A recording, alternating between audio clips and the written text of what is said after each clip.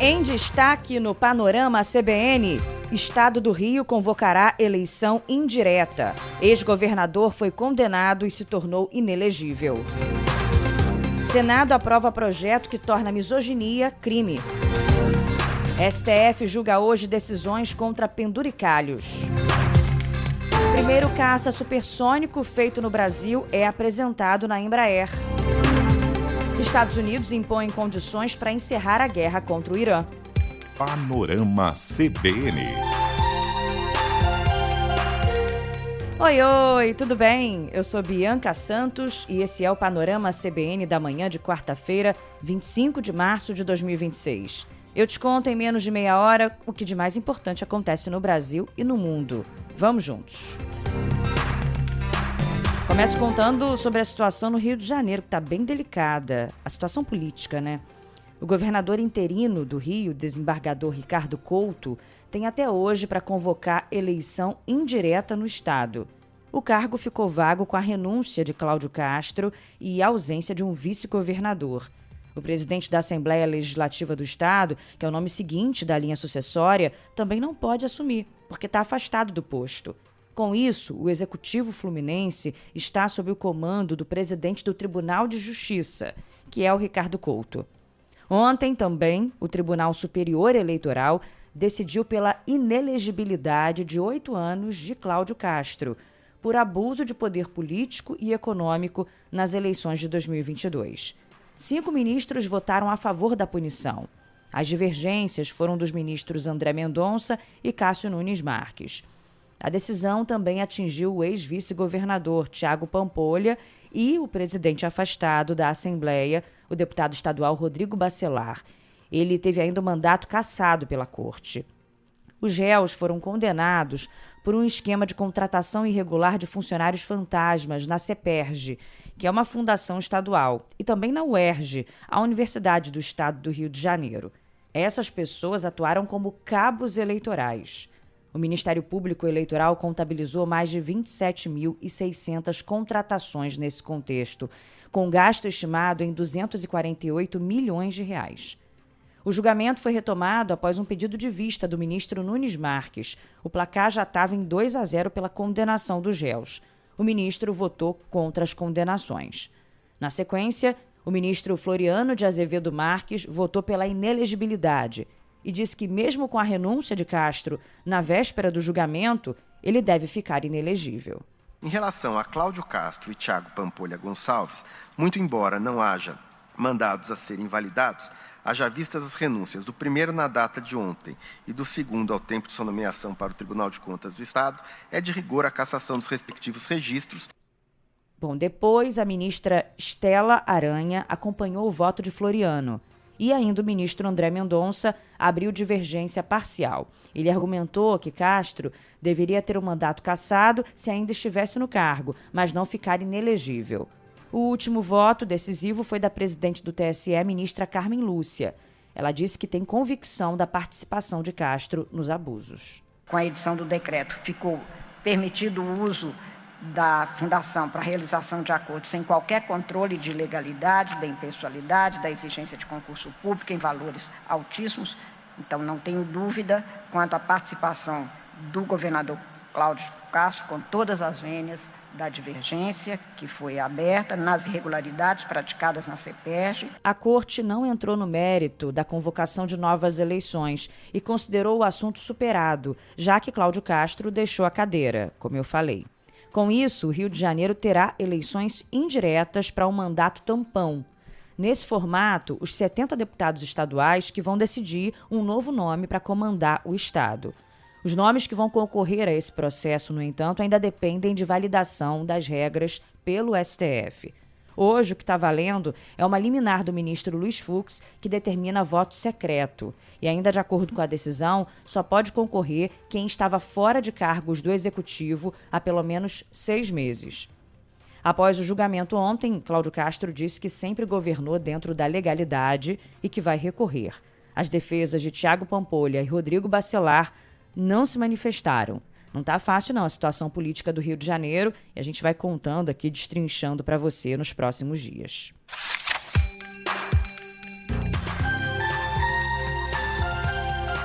O ministro Alexandre de Moraes, do Supremo Tribunal Federal, expediu o alvará de soltura para que o ex-presidente Jair Bolsonaro passe a cumprir pena em prisão domiciliar por 90 dias.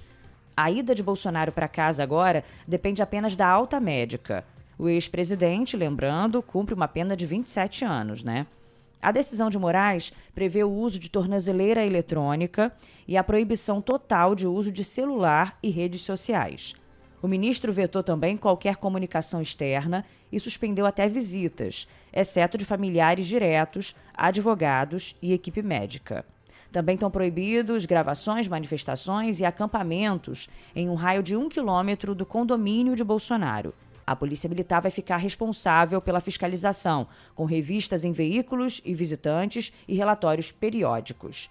O descumprimento de qualquer regra pode levar ao retorno imediato ao regime fechado no presídio da Papudinha. A decisão foi justificada pelo quadro de saúde e pela necessidade de um ambiente controlado para recuperar a broncopneumonia. Ao fim do período de 3 meses, aí a situação vai ser reavaliada com a possibilidade de uma nova perícia médica para definir a continuidade ou não do regime domiciliar. O governador Tarcísio de Freitas, que pediu diretamente a mudança de regime de pena de Bolsonaro, disse que estava feliz em saber que ele vai voltar para casa e seguir com o tratamento com a família. Na base do governo, o deputado Lindbergh Farias questionou a prisão domiciliar de Bolsonaro e falou que se trata de um privilégio em relação a outros presos. Bolsonaro segue internado, a situação de momento é essa, fora da UTI, com quadro estável, em tratamento com antibióticos e fisioterapia, de acordo com o último boletim médico.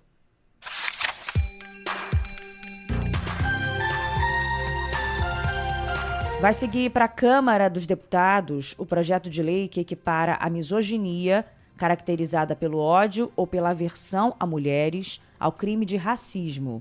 O Senado Federal aprovou ontem o texto. A nova lei prevê penas de até 5 anos de reclusão.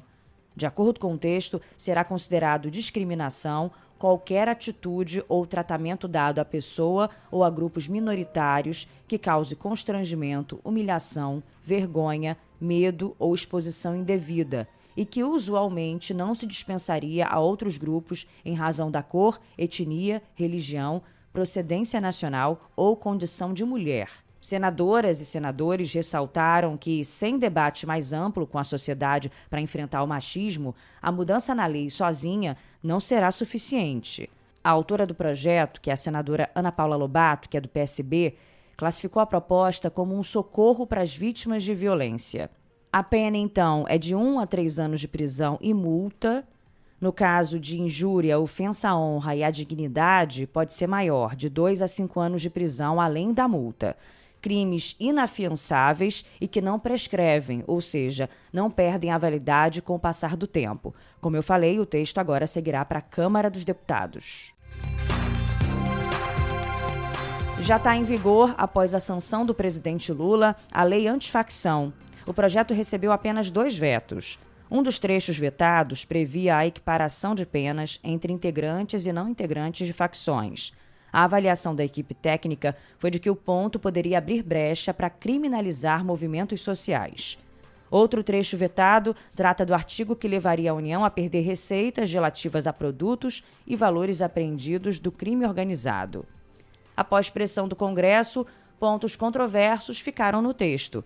São exemplos a proibição do voto de presos provisórios ligados ao crime organizado e a possibilidade de decretação de prisão preventiva para acusados de integrar facções.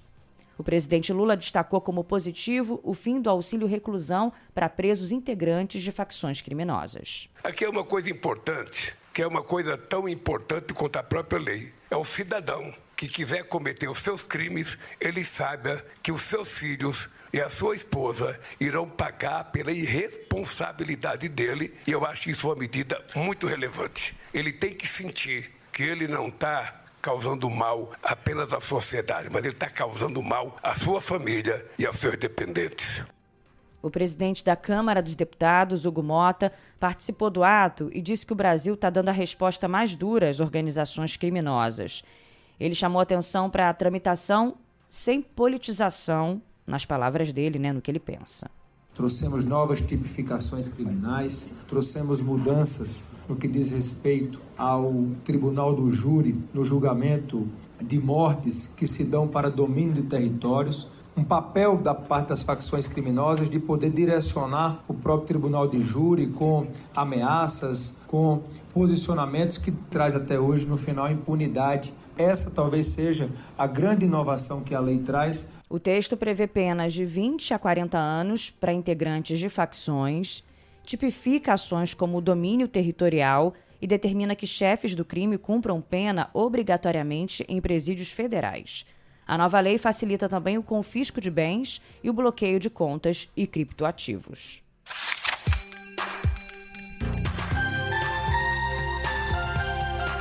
Agenda importante de hoje no STF. O Supremo julga hoje o alcance de decisões dos ministros Flávio Dino e Gilmar Mendes, que suspenderam o pagamento dos chamados penduricalhos do serviço público, aqueles benefícios que permitem a servidores e magistrados receberem acima do teto constitucional e que não estão previstos em lei.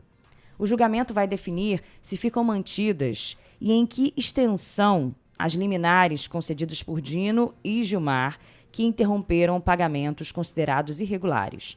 A análise ocorre em meio à pressão para que a Corte estabeleça critérios mais claros sobre o tema, alvo recorrente de críticas e sem solução legislativa definitiva.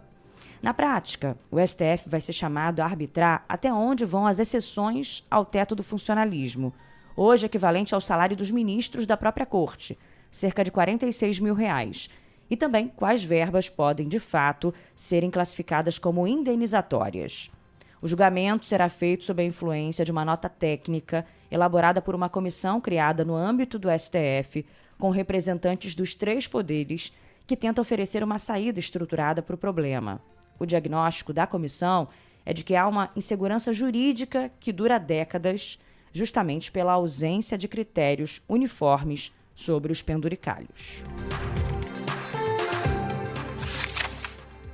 Notícias rápidas aqui para você. Primeiro sobre Daniel Vorcaro, o banqueiro que vai ter que apresentar provas inéditas e indicar a possibilidade de recuperação de valores obtidos de forma fraudulenta para conseguir que a delação premiada seja aceita. Apesar de a colaboração ter sido um desejo de investigadores desde o início do caso, a homologação do acordo no STF não é certa e terá de cumprir pré-requisitos elevados. A negociação do acordo é feita entre a defesa de Vorcaro, a PGR e a Polícia Federal. Você fica sabendo também que a deputada federal Duda Salabert solicitou explicações à Secretaria de Defesa Social de Pernambuco após fotografias dela e da parlamentar Érica Hilton serem usadas em um álbum para identificação de suspeitos numa delegacia do Estado. Salabert foi alertada do caso pela Defensoria Pública Pernambucana. O conteúdo foi usado em um inquérito que investiga um roubo de celular. O policial rodoviário federal que matou a comandante da Guarda Municipal de Vitória usou a própria arma de trabalho para cometer o crime. E após cometer o assassinato, ele foi até a cozinha e tirou a própria vida. Detalhes desse caso terrível estão sendo divulgados aos poucos, E a história, claro, é investigada como feminicídio. A mulher presa em flagrante pela Polícia Federal, suspeita de furtar material biológico da Unicamp, é professora doutora na Faculdade de Engenharia de Alimentos da universidade. No dia 13 de fevereiro, os responsáveis pelo Laboratório de Virologia do Instituto de Biologia deram falta das amostras e acionaram a Polícia Federal. A PF, então, começou uma investigação e, na segunda-feira agora, localizou os itens perdidos na Faculdade de Engenharia de Alimentos, onde a professora atuava. Soledad Palameta Miller, que tem 36 anos e é natural da Argentina, foi liberada após audiência de custódia nesta terça-feira. Ela vai responder por expor a perigo a vida das pessoas, fraude processual e o transporte irregular de organismo geneticamente modificado.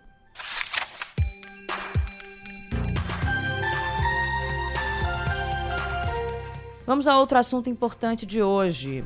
Eu te conto que o primeiro caça supersônico F-39E Gripen, produzido no Brasil, será apresentado nesta quarta-feira no aeródromo da Embraer, em Gavião Peixoto, São Paulo. O evento contará com a presença do presidente Lula e de autoridades. O Gripen, da empresa sueca Saab, é um caça equipado com sistemas avançados de combate e alta capacidade de operação em diferentes cenários. Armas como o míssil Meteor, considerado um dos mais letais da atualidade, e canhão poderão ser usados em missões de defesa, reconhecimento e ataque. Em novembro do ano passado, a Força Aérea Brasileira realizou o primeiro lançamento do míssil. O modelo nacional é desenvolvido pela Embraer em parceria com a empresa sueca e faz parte do programa de modernização da FAB, com transferência de tecnologia sueca e participação direta de engenheiros brasileiros na produção. O F-39 substitui os antigos caças F-5, de origem americana, que estavam em operação há décadas. Ao todo, o Brasil prevê a aquisição de 36 aeronaves dentro de um acordo firmado em 2014 com a fabricante, sendo parte delas produzidas no país. O custo total é de 4 bilhões de dólares, ou mais de 21 bilhões de reais.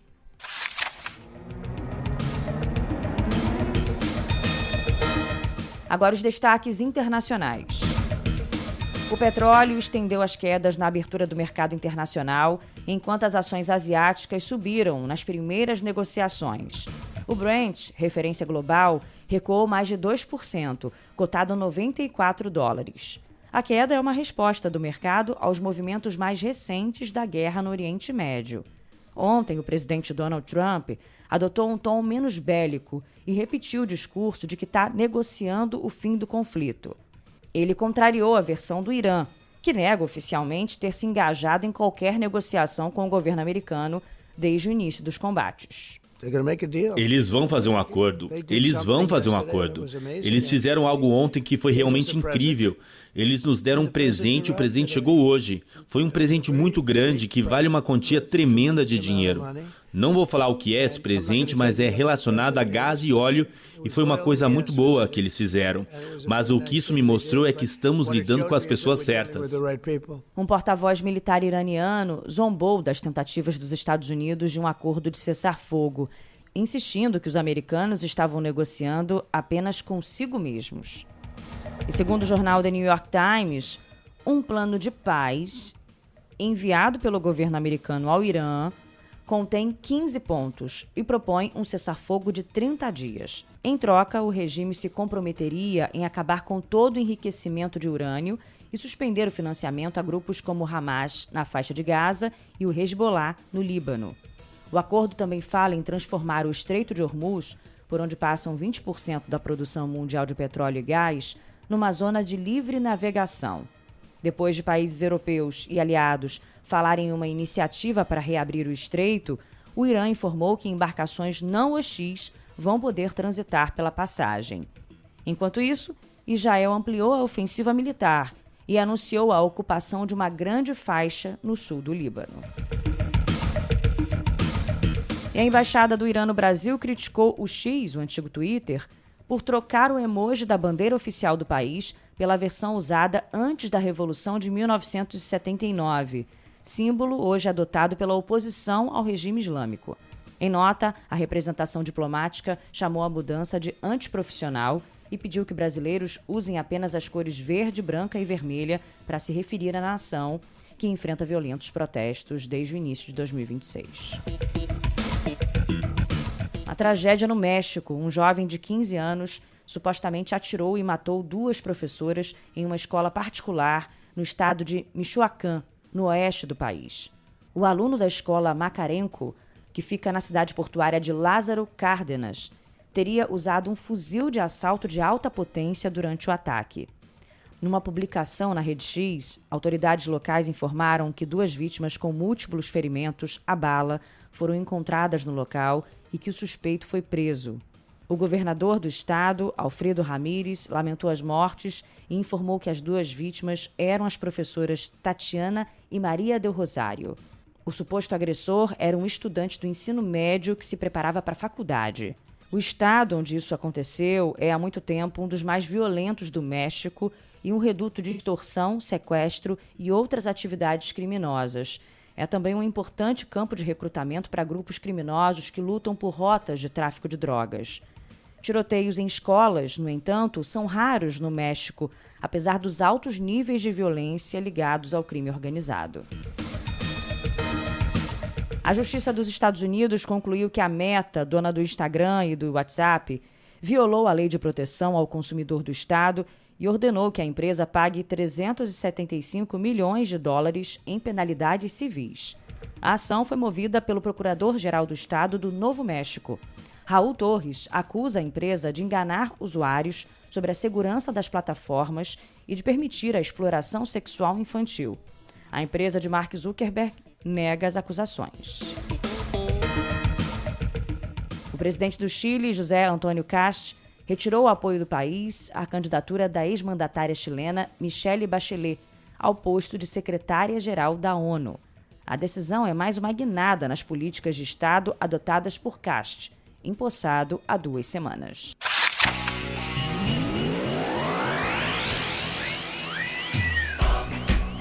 No futebol, foco na seleção brasileira. Brasil! Que faz hoje o último treino antes da partida contra a França, amanhã às 5 da tarde, pelo horário de Brasília. O jogo em Boston, nos Estados Unidos, é um amistoso de preparação para a Copa do Mundo. Ontem, o zagueiro Marquinhos voltou a ser poupado do treinamento. Enquanto os outros trabalhavam em campo com bola, o defensor ficou na academia, fazendo alguns trabalhos específicos. Há menos de 3 meses para o Mundial, Carlo Ancelotti já definiu grande parte dos convocados para a competição. Para o técnico italiano, restam apenas 4 vagas na lista final. A ideia do treinador é aproveitar os amistosos contra a França e Croácia para observar novos jogadores antes de definir os últimos nomes. Com os recentes casos de jogadores lesionados, o caminho para novidades aparecerem está aberto. Gabriel Sara, meia do Galatasaray, aposta na versatilidade no meio de campo para ser convocado para a Copa. Na Champions mesmo eu joguei em várias posições. Quando eu estava no Brasil eu joguei em diversas também. Eu consigo assim me adaptar a qualquer posição, geralmente. Depois do jogo de amanhã, a próxima oportunidade para Ancelotti fazer testes na seleção vai ser no dia 31, em Orlando.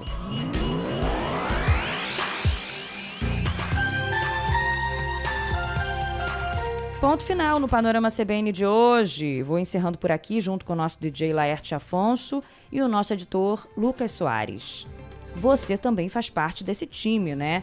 E se quiser, fala comigo lá pelo Instagram, biancasantos.bia, ou me manda e-mail, bianca.santos@cbn.com.br. Tô sempre dando uma olhada também na caixinha de comentários do Spotify, tá? Pode pedir música já pro nosso sextou, hein? Já estamos no meio da semana, já tá liberado. Manda tudo. Um beijo, obrigada pela companhia e até amanhã.